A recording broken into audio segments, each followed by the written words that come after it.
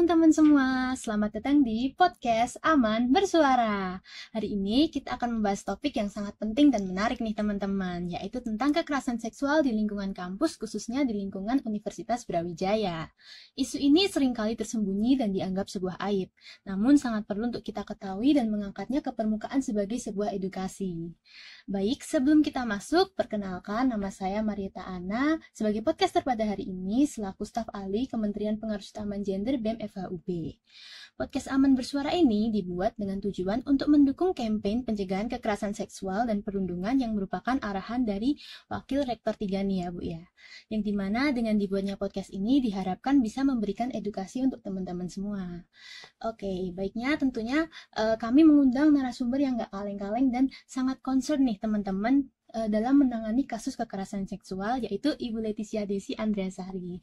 Bagaimana Ibu kabarnya hari ini? Ya, Baik nih. Baik. Oke. Selamat siang para pemirsa podcaster. Ya, ini berjumpa kembali ya Oke, Mbak Bu. Marita. Kita membahas tentang perundungan dan kekerasan seksual. Selamat siang, sehat semua. Baik. Jadi teman-teman, Ibu Leticia ini merupakan perwakilan dari DWP Fakultas Hukum Universitas Brawijaya, yang dimana beliau ini sangat concern sekali dalam menangani kasus kekerasan seksual, terutama jika ada laporan yang terjadi di lingkungan hukum Universitas Brawijaya ya Bu ya. Nah, sebelum kita masuk lebih dalam, kita harus samakan dulu nih perspektif kita tentang apa itu kekerasan seksual ya Bu ya. Jadi menurut Ibu Leticia, kekerasan seksual dalam perspektif hukum itu seperti apa Ibu? Ya, teman-teman di Fakultas Hukum tentu kita semua mempelajari ya mengenai pidana, tindak pidana dan lain sebagainya ya. Kemudian apa saja di dalam KUHAP ya.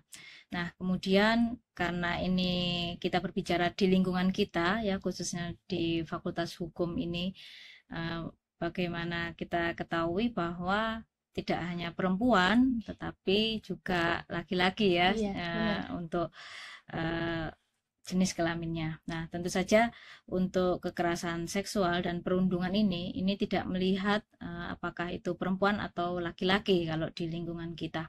Nah, bagaimana sekarang teman-teman mahasiswa maupun Bapak Ibu dosen pun ya, itu juga semuanya memiliki risiko, kita memiliki risiko dan menghadapi kapanpun dan dimanapun itu perundungan, bullying maupun kekerasan seksual di dalam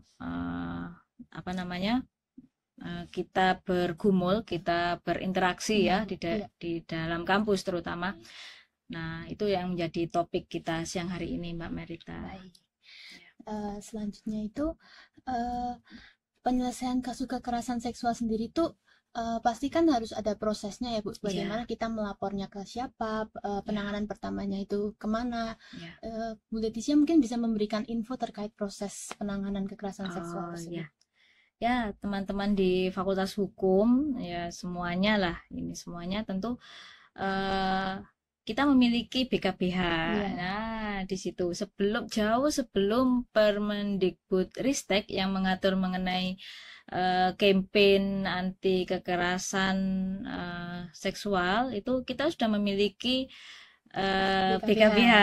Nah, di mana kita ketahui BKBH itu di dalamnya ada divisi yang menangani mengenai kekerasan seksual ini. Sebagaimana kita ketahui ya, jadi teman-teman paling tidak mengetahui bahwa misalkan ada aktivitas yang itu dirasakan ada perundungannya, kemudian ada kekerasan seksualnya, mungkin teman-teman langsung bisa lah ya. Baik, ya, Bu. Jalur pertama dulu misalkan ke BKBH. Kemudian kan ada teman-teman BEM, Mbak Marita dan kawan-kawan. Nah, Mbak Marita dan kawan-kawan mendapatkan TOT kemarin di tingkatan universitas, ada DWP Sahabat Kampus ya. Kemudian juga bersama dengan ibu-ibu di Dharma Wanita, kita semua mendapatkan materi bagaimana pencegahan maupun nanti misalkan telah terjadi kekerasan seksual itu, maka apa yang harus dilakukan. Nah, di situ nanti peran-peran teman-teman BEM maupun teman-teman di ibu-ibu di Dharma Wanita juga kita memiliki peran. Tapi yang tidak kalah pentingnya sebetulnya, walaupun ini kampanyenya DWP Sahabat Kampus ya, tetapi di dalam Fakultas Hukum sendiri itu kita memiliki BKPH, kita memiliki komisi etik. Baik Ibu, untuk selanjutnya untuk kasus kekerasan seksual sendiri, itu kan pasti korban ada inisiatif ingin melapor ya Bu. Nah, untuk dari fakultas dan universitas sendiri itu prosesnya seperti apa ya Bu? Kita harus melapor kemana? Langkah pertama seperti apa? Mungkin Bu Leticia bisa memberikan info terkait hal tersebut. Iya. Nah, dari kampanye kita untuk anti perundungan dan kekerasan seksual ini, teman-teman sekiranya apakah teman ataukah dirinya sendiri yang merasa bahwa perlu untuk mendapatkan penanganan, maka teman-teman bisa menghubungi paling tidak yang pertama di BKPH, karena kita sudah lama memiliki itu dan teman-teman harus tahu fungsinya BKPH itu untuk apa. Jadi teman-teman di Fakultas Hukum itu harus memanfaatkan apa ya, lembaga yang sudah ada untuk istilahnya penanganannya. Entah itu nanti penanganannya itu litigasi maupun non litigasi, itu nanti case-nya kan berbeda-beda ya Dik ya, dilihat sesuai dengan taraf berat tidaknya kekerasan seksual yang dilakukan, atau memang bagaimanapun juga nanti adalah yang di divisi kekerasan akan menangani. Kemudian ada option lagi, teman-teman bisa istilahnya curhat ya dengan teman-teman di BEM ya, yang kemarin mendapatkan TOT dari sahabat kampus di Universitas Brawijaya, bahwa beberapa saat yang lalu Bapak Ibu sekalian, kita memiliki kegiatan DWP dengan BEM dan kemudian mengundang dari kementerian, bahwa kami paling tidak dijadikan sahabat lah untuk teman-teman korban ya istilahnya. Kenapa kami ada nama sahabat kampus, itu artinya ya seperti seorang sahabat lah kami ini, bahwa teman curhat, kemudian solusi apa yang bisa kita cari bersama, seperti itu. Nah, kemudian kalau di DWP dan BEM seperti itu, nah kemudian bisa diteruskan melalui hotline tadi ya Dik ya. Mungkin bisa nanti dibacakan ya hotline kita untuk DWP Sahabat Kampus maupun teman-teman BEM. Nah, itu nanti akan diteruskan pada di tingkatan di pusat atau di universitas. Jadi di situ ada divisi lagi yang menangani secara langsung, baik divisi yang litigasi maupun non litigasinya. Nah, kalau hal-hal itu bisa menjadikan option bagi korban untuk melapor ataukah ingin sekedar curhat. Nah, silakan, ada opsi-opsi, apakah itu teman Anda sendiri di BEM ataukah kita sebagai ibu Dharma Wanita, silakan setiap saat bisa menghubungi di hotline yang nanti akan dibacakan oleh rekan-rekan di BEM. Kemudian jangan lupa secara kelembagaan kita sudah memiliki BKPH dan divisi anti kekerasan seksual. Nah, seperti itu, Dek. Jadi seperti itu ya, Bu, penjelasannya. Jadi kami itu merangkul teman-teman yang menjadi korban kekerasan seksual gitu ya. Selanjutnya untuk upaya pencegahan kasus kekerasan seksual ya Bu ya, sinergi apa aja sih yang telah dilakukan oleh antara Fakultas Hukum, DWP dan BEM? Mungkin Bu Leticia bisa memberikan informasi sinergi apa aja nih yang sudah dilakukan. Ya ini salah satu kampanye kita, ini merupakan bentuk sinergi Bapak Ibu sekalian dan adik-adik ya. Podcast seperti ini, kemudian kampanye dari adik-adik nanti ya, kita semakin masifkan di tingkatan mahasiswa. Jadi biar sejajar, jadi tidak terlalu subordinat. Teman-teman pun bisa menjadi sahabat dari korban ini, minimal teman bicara dan mengarahkan korban ini untuk misalkan melapor saja ke BKPH, atau melapor saja nanti kita teruskan ke pusat. Nah, seperti itu. Nanti yang menangani ya mereka. Karena tingkatan kita memang bukan tingkatan untuk memberikan penanganan yang langsung, karena sebagaimana kita ketahui yang namanya kekerasan seksual itu sangat-sangat sensitif. Iya, benar banget. Iya, sangat sensitif.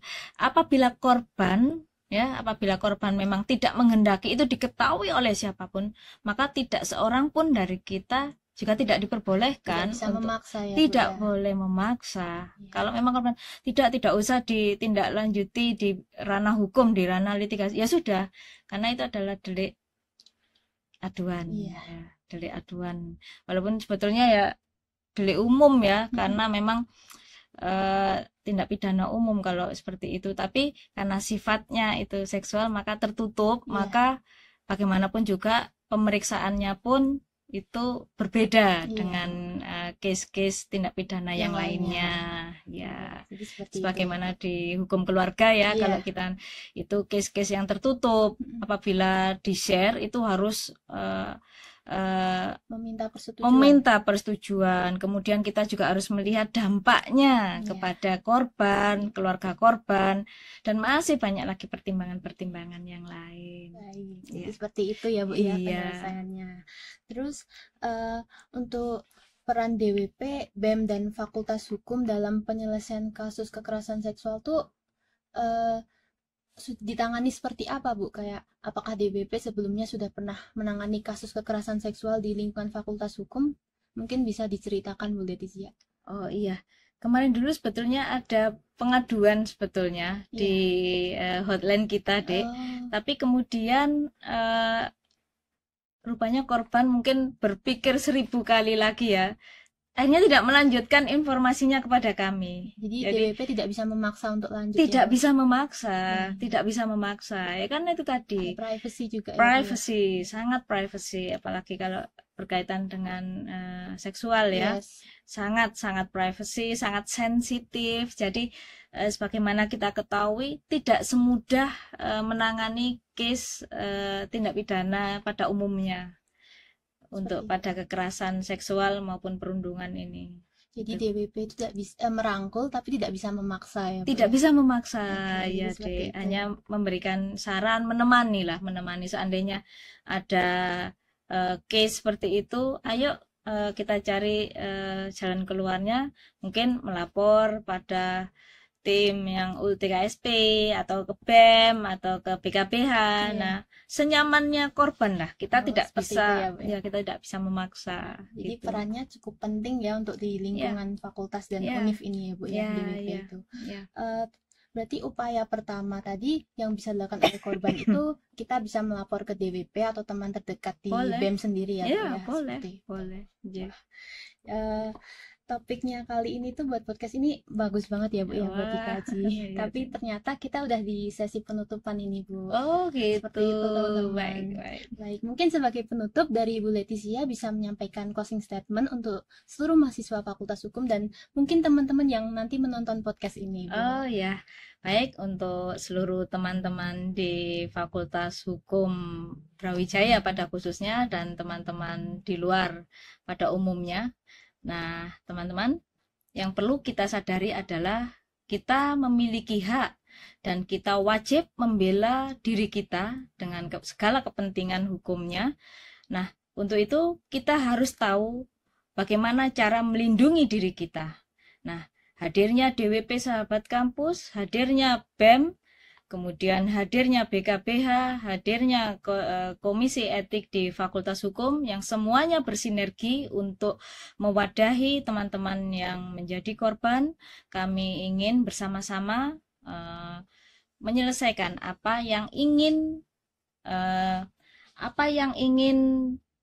diselesaikan secara bersama. Apabila memang Anda tidak bisa menyelesaikannya sendiri, kami hadir dan kami siap untuk membantu Anda semua. Jadi nggak usah segan-segan, silakan menghubungi hotline kami ya, yang ibu-ibu di DWP Sahabat Kampus, juga teman-teman yang ada di BEM dan Bapak Ibu dosen yang di BKBH maupun rekan Anda paralegal, itu semuanya untuk Anda semua.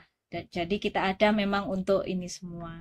Terima kasih. Jadi seperti itu ya teman-teman, kami merangkul tapi kami tidak memaksa. kami intinya menyediakan fasilitas jika teman-teman butuh teman cerita atau dan lain-lainnya. Baik, sebagai closing statement dari kita, apabila ada teman-teman yang masih ragu untuk melapor, butuh teman untuk mengerti, atau mungkin masih bingung nih apakah perlakuan yang diterima teman-teman nih merupakan kekerasan seksual atau bukan, feel free ya teman-teman untuk hubungi pihak kami dari hotline DWP dengan nomor 082 11 3000 106 dan dari BEM PUG sendiri juga menyediakan hotline, yaitu dengan nama Hotline Aman Bersuara yang akan kami cantumkan barcode di bawah ini. Baik, terima kasih ya Bu atas waktu dan pengetahuannya yang sangat berarti bagi kami dan teman-teman di sana. Semoga bermanfaat. Untuk kalian pendengar, jangan pernah takut untuk bersuara. Mari kita ciptakan kampus yang lebih aman dan inklusif bagi kita semua. Saya Marieta Ana, pamit undur diri. Mohon maaf bila ada salah kata dan kekurangan. Nantikan podcast kami selanjutnya yang akan kembali dengan topik yang lebih menarik dan tentunya lebih seru. Sampai jumpa teman-teman.